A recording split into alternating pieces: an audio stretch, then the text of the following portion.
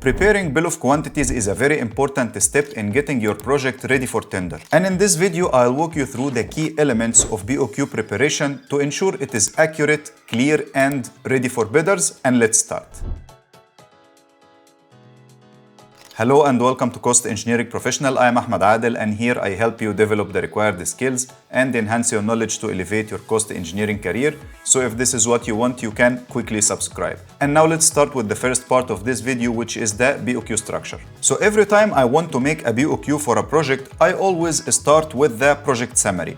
Why is that? Because the project summary is very much related to the project scope.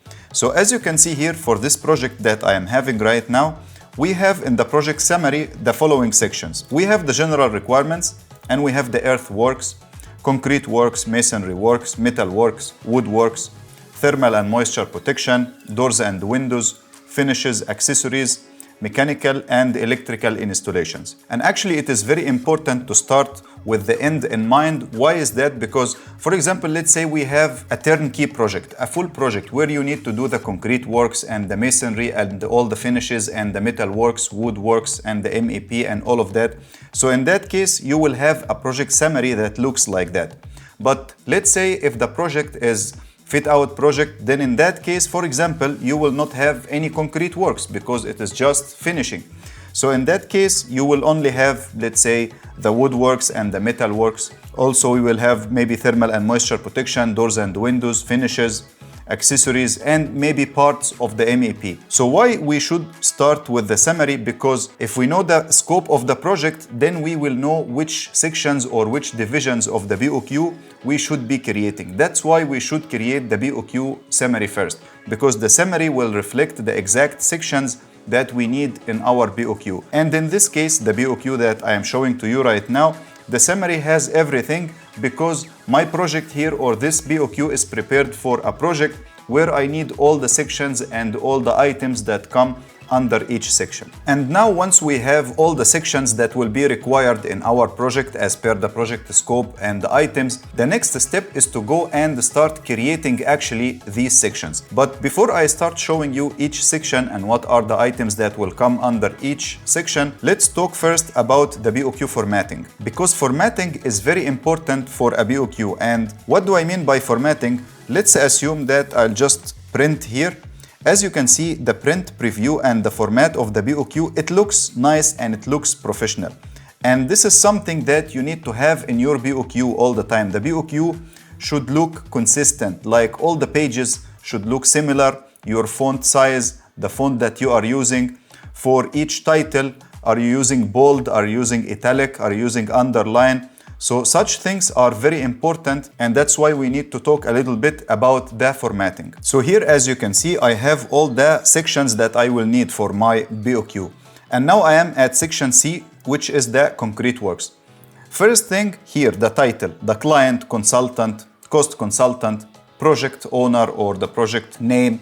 So these things should be there. We should have a title here for our BOQ.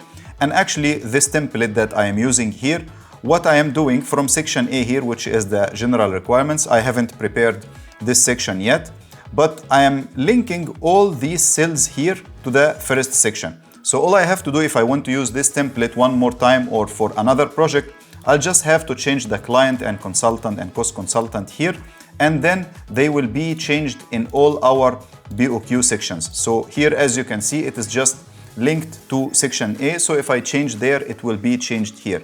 And this is important because if you will use this BOQ for some other project, you want to do some edits, and these edits should be quick.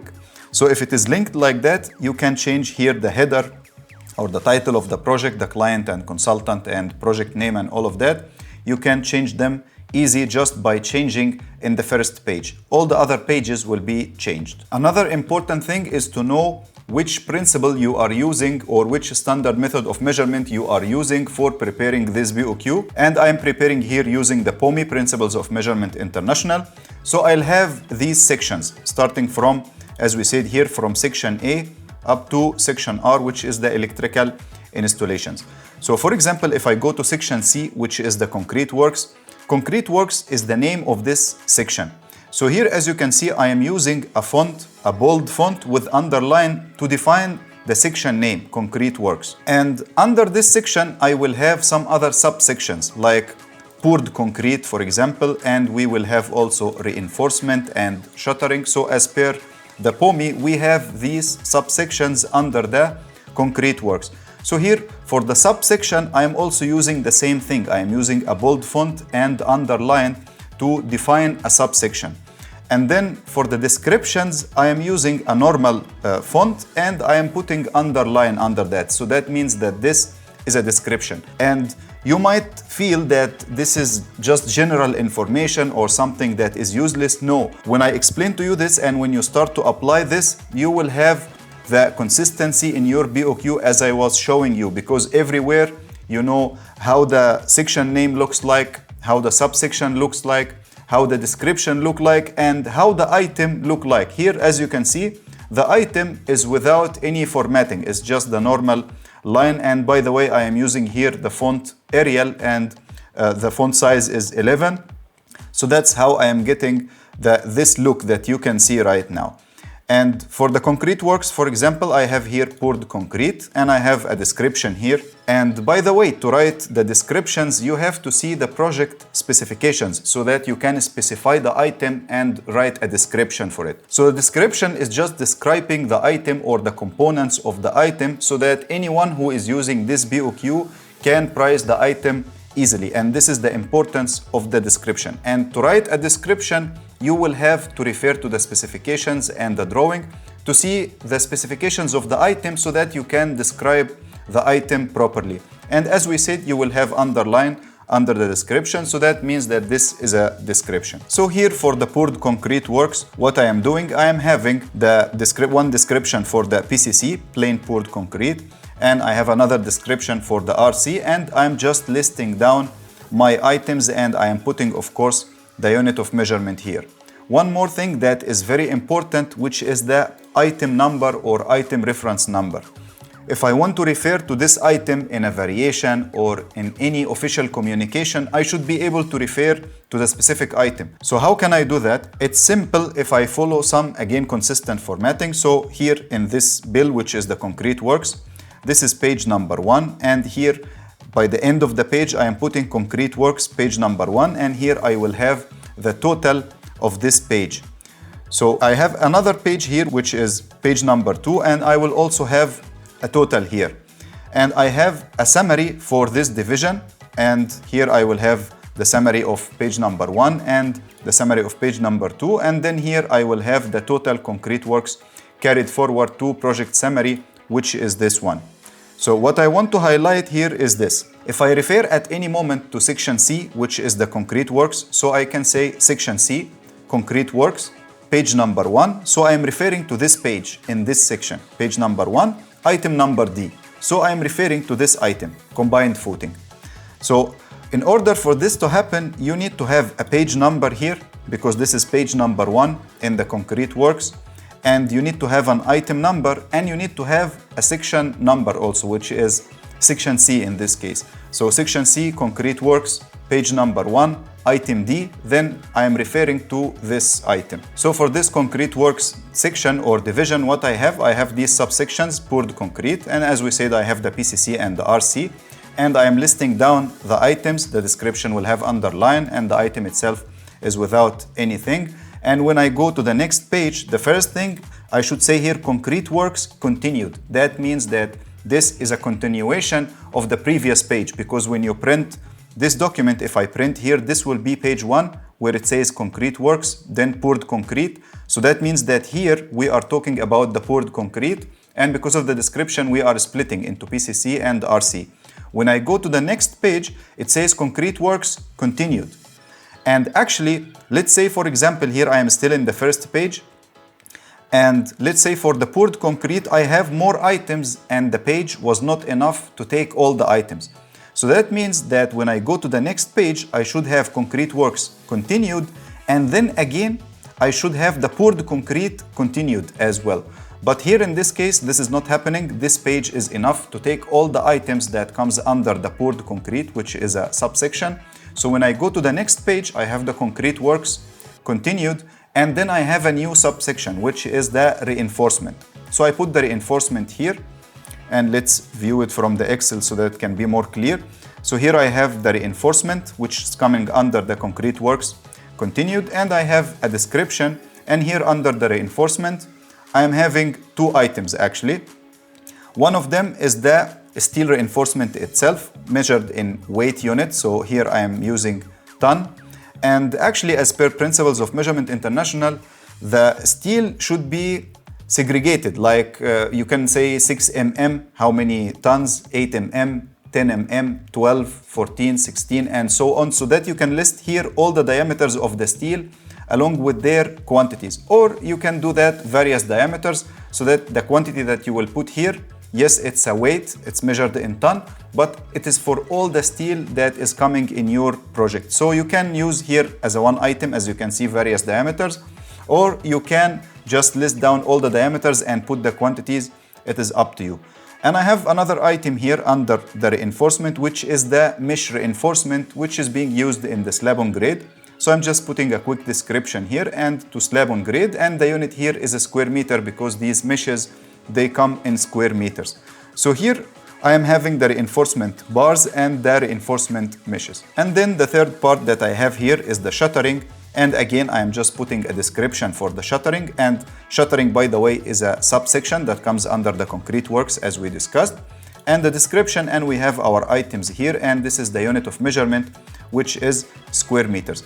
So if I put quantity and price these two pages, then I go to the summary and take the summary of these two pages here, I can get the total of this section or this division, which will be carried forward to here, the summary, and it will be put here like next to the concrete works. So this regarding the concrete works, and I'm trying to be quick here. And now when I go to the next section, which is section D, Masonry Works, as you can see, I am still using the same everything, same formatting. So I have my header here, which is equal to, as we said, from somewhere you can make equal to and put the project information somewhere and bring it here, so it will look same.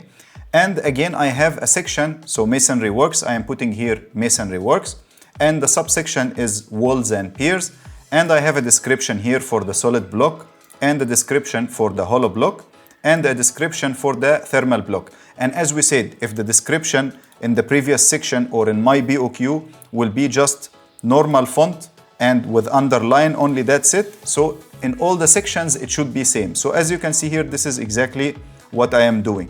And under each of these descriptions, we have the items and we put the reference in front of the item. There will be no reference in front of that description because when we refer to an item. So here I'm just having the different thicknesses of the walls of the block, and under here, under the solid block, under the hollow block, and under the thermal block. So for me, the Masonry Works here in this project is just one page. One page is enough to take everything or to have all the items of the project here, as you can see. So just it's one page that looks like that. And then I have another page, which is the summary for this division.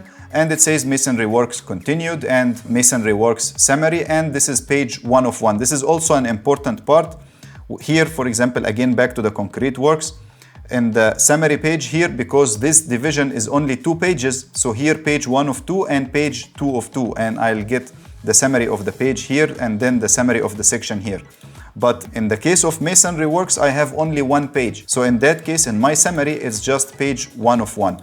And by the way, in each section, you can add another page like contractor to allow for any missing items in the BOQ or something like that. This is also can be there so that if there is some item that the contractor wants to add to the BOQ, he can add in this page. And this page will be added like in the end of every section before the summary. So between this page and this page, you can add another page for the items that the contractor should allow for in this specific section, and it will come here also, and then you can get the section summary, which will go to the project summary. And now to the next section, which is section E, Metal Works. And as we can see here, again, we have the section name, Metal Works, and the subsection here is non-structural metal works.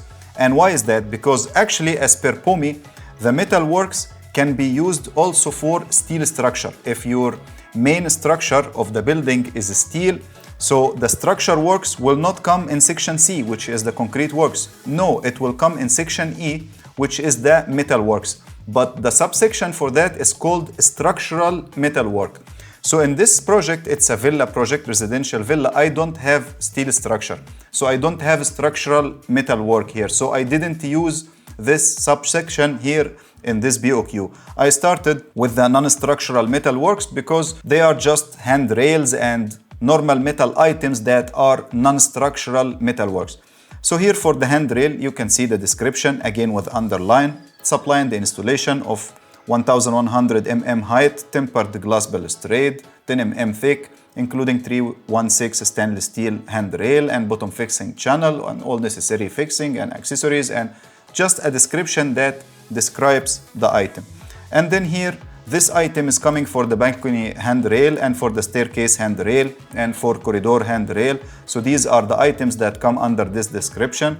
And then here I have aluminum channels for the elevations to make a groove. So I have 25 mm height and 50 mm height. And these two items are measured in linear meter, and the balcony handrail also in linear meter. And then after that, I have an aluminum pergola. So here, as you can see, supplying the installation of framed pergola with internal steel support framing. And as I told you, the description will be taken from the drawings or from the specifications. Wherever the description is available, we need to describe the item. And one very important point to highlight here, your BOQ will be called as a good BOQ if it has all the details. Like if someone can take your BOQ and price the project without even opening a drawing, then it means you have produced a perfect BOQ. Why? Because you have put all the details that are required to describe the item and to price the item in the BOQ itself.